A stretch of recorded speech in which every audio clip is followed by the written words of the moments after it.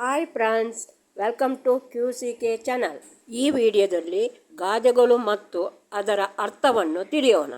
ದೂರದ ಬೆಟ್ಟ ಕಣ್ಣಿಗೆ ನುಣ್ಣಗೆ.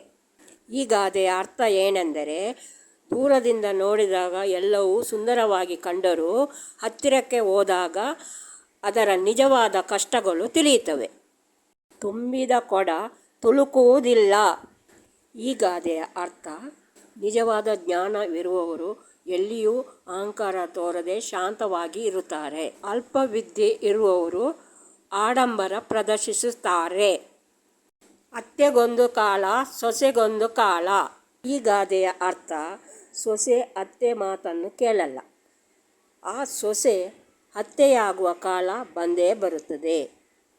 ಊಟ ಬಲ್ಲವನಿಗೆ ರೋಗವಿಲ್ಲ, ಮಾತು ಬಲ್ಲವನಿಗೆ ಜಗಳವಿಲ್ಲ.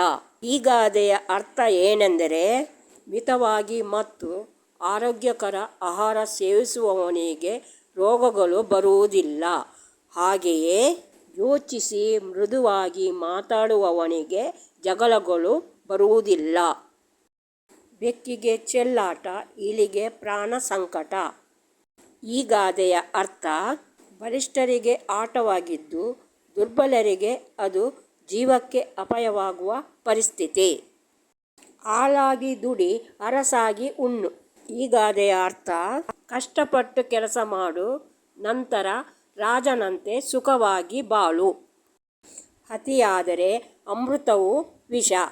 ಈ ಗಾದೆಯ ಅರ್ಥ, ಎಲ್ಲವೂ ಮಿತವಾಗಿದ್ದರೆ ಹಿತ, ಅದು ಹೆಚ್ಚಾದರೆ ತೊಂದರೆ ತಪ್ಪಿದಲ್ಲ.